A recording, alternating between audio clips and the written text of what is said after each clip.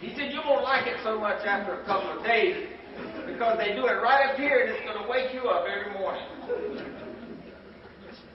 He also said, now let me warn you about those Muslims. He said, they all lie and they all steal. Well, I had to prove him wrong, and I did. But you know what's the sad part? I lived in that country for over 5 years, and nobody ever invited me into a masjid. I was searching. I was begging for people to teach me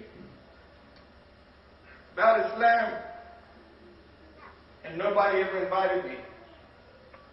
So the reason I'm saying that to my fellow Muslim brothers and sisters, don't ever let it be said that you will have somebody hanging around your neck on the day of judgment because you didn't invite them and they were searching. This is an event of da'wah, which means to invite. If I hold a gun to my brother's head and say, come on, you're going with me, that's not an invitation. But tonight we're about an invitation. We want to make sure that you know that the door is wide open for you to come to Islam. In 1985, my parents divorced and separated after 33 years of marriage, and my only brother died of an overdose of drugs. I was distraught, and I returned to America for a short time and back to South Africa. I decided, well, I can't get this thing right. God has not given me the truth. I'm not free. So I'm going to go and be a soul doctor. I'm going to go back to America, get my PhD in clinical social work or psychology, and I'm going to be a psychiatrist. And I came back to America with $1,200. I was earning in the top 5% of the country when I left. Started over with $1,200 in Los Angeles. And if anybody here knows anything about Los Angeles, $1,200 won't last you but about 3 weeks. And that's if you're real frugal.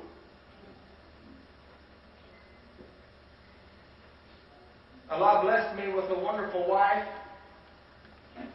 I was working in the store one day, and a man came to me and said, you lived in Africa, right? I said, South Africa, yes. He said, well, there's a man from Ghana that I want you to meet. I said, do you know how far Ghana is from South Africa?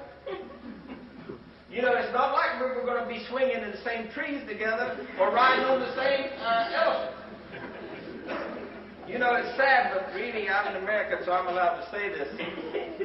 Everybody, when I used to tell them that I lived in South Africa, they thought I lived in the jungle. They didn't understand that's where the first heart transplant took place, and that there were some actually bright people there, and computer technology, and telephones, and light switches. Alhamdulillah. Light switch. I met this man from Ghana, and when I met him, I had been meditating and praying and asking Allah, God at the time, to lead me to the truth. I had decided that I would work and make a living and go home and meditate until I found my truth, because I couldn't marry until I found my truth. I knew that God had shown me the woman that He wanted me to marry, and now I'm with her today 20 years. But I couldn't marry her until faith could be the cornerstone of that relationship.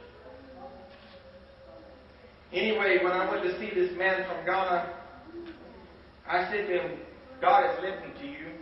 I don't know what your religion is, but I'm supposed to be it. He said, no. I'm not trying to get anybody in religion. I'm a psychologist. I said, you might not be trying to get me in your religion, but I'm trying to get there. I hounded that man for 3 months. And finally, after 3 months, he gave me a little book called Elementary Teachings to Islam. And I came back and I said, when can I do my shahada? He said, there's no compulsion in our religion. I said, I'm not trying to be compelled. I've been asking you for 3 months. I want to be a Muslim. And alhamdulillah, Allah subhanahu wa ta'ala, He guided me to the truth. And He called me to Islam. I knew that in order for me to be the best da'i, the best servant to my ummah and for my Lord, I had to educate myself.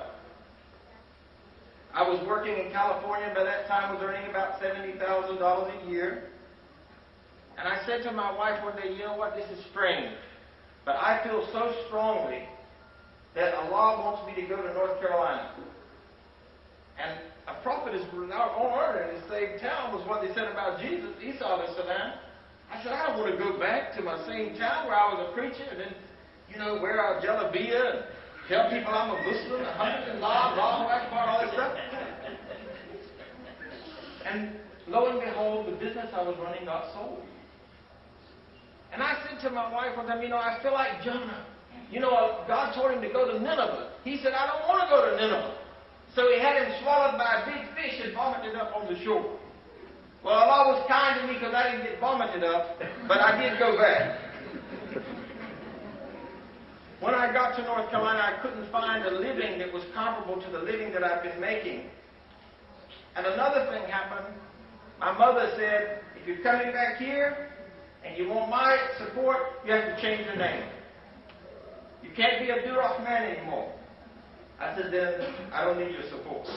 I love you, and because of my religion, I will always be good to you, because that's what my religion teaches. But I'm not going to be sold.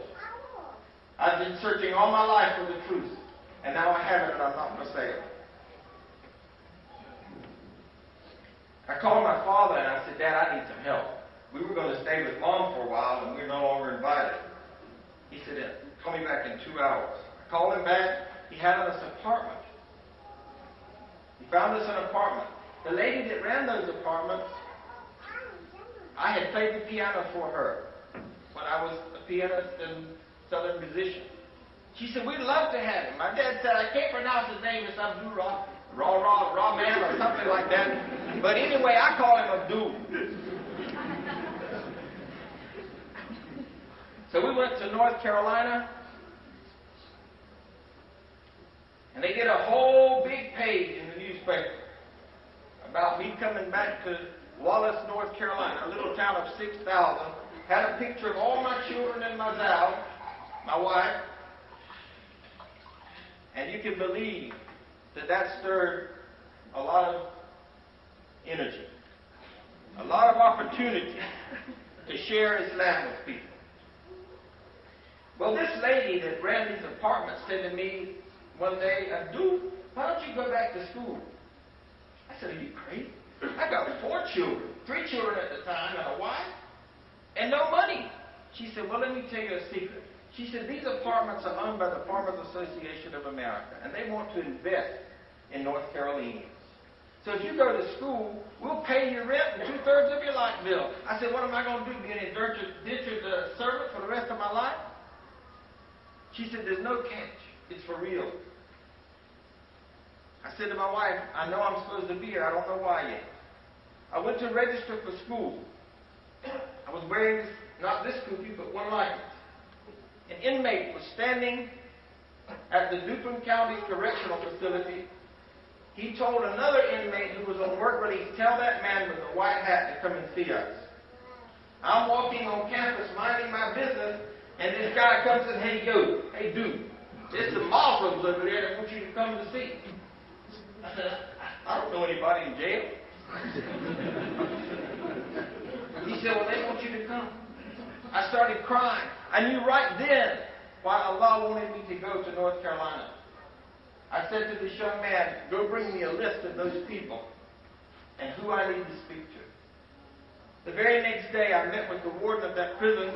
He said, I'd like you to be our imam tomorrow. I said, do what? Tomorrow? I said, I'm green at this thing. I'm not qualified. He said, will you be our imam or not? 5 years. I was at the Duplin County Correctional Facility.